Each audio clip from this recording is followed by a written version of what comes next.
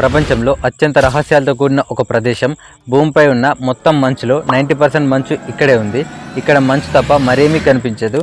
అదే Antarctica continent. ఈ వీడియోలో అంటార్క్టికా గురించి కొంచెం తెలుసుకునే ప్రయత్నం చేద్దాం. సుమారు 600 నుంచి 500 మిలియన్ సంవత్సరాల క్రితం భూమిపై ఉన్న ఖండాలు అన్నీ కలిసి గోండ్వానా అనే ఒక అతిపెద్ద సూపర్ ఖండంగా ఉండేవి.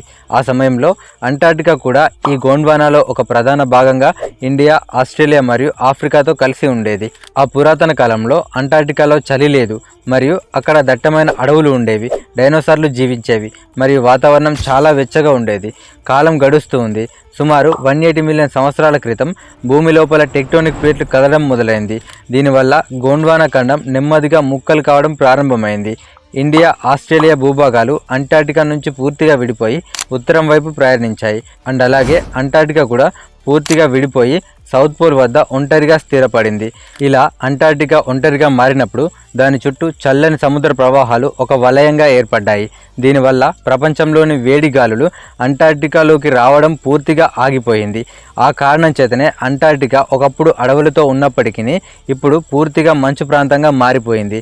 1820లో రష్యాకు చెందిన అన్వేషకుడు థాడియస్ వాన్ బెల్లింగ్షాసెన్ మొదటిసారిగా అంటార్క్టికా ప్రధాన ఖండాన్ని కల్లారా చూశాడు. ఈ ఖండాన్ని కనుగొన్నది అధికారికంగా అతనే అని చరిత్ర చెబుతోంది. అలాగే 1895లో హెన్రిక్ జోహాన్ బుల్ అనే నావికుడు మొదటిసారిగా అంటార్క్టికా ప్రధాన భూభాగంలోకి ఎంటర్ అయ్యాడు. అప్పటి వరకు ఎవరు ఆ ఖండంపై అడుగుపెట్టలేదు. తర్వాత నార్వే దేశానికి చెందిన రోల్డ్ అముండ్సెన్ తన బృందంతో కలిసి మంచు తుఫాన్లను ఎదుర్కొంటూ ప్రపంచంలోనే మొట్టమొదటిసారిగా భౌగోళిక దక్షిణ ధృవాన్ని అంటే జియోగ్రాఫిక్ సౌత్ పోల్ని చేరుకొని చరిత్ర సృష్టించాడు. 1959లో ప్రపంచంలోని 12 దేశాలు కలిసి వాషింగ్టన్లో అంటార్క్టికా ట్రీటీపై సంతకాలు చేశాయి. ఒప్పందం ప్రకారం అంటార్క్టికాలో సైనిక స్థావరాలు ఏర్పాటు చేయడం నిషేధం. దీన్ని కేవలం శాంతియుత మరియు శాస్త్రీయ పరిశోధనలకు మాత్రమే ఉపయోగించాలని నిర్ణయించారు. ప్రస్తుత రోజుల్లో అంటార్క్టికా ప్రపంచ దేశాల శాస్త్రవేత్తలకు ఒక అతిపెద్ద సహజ ప్రయోగశాలగా మారింది. శాస్త్రవేత్తలు ఇక్కడ డ్రిల్లింగ్ యంత్రాల ద్వారా మంచు లోపలికి తవ్వి ఐస్ కోర్లను బయటికి తీస్తున్నారు. కొన్ని మంచు పొరలు 8 లక్షల సంవత్సరాల నాటివి.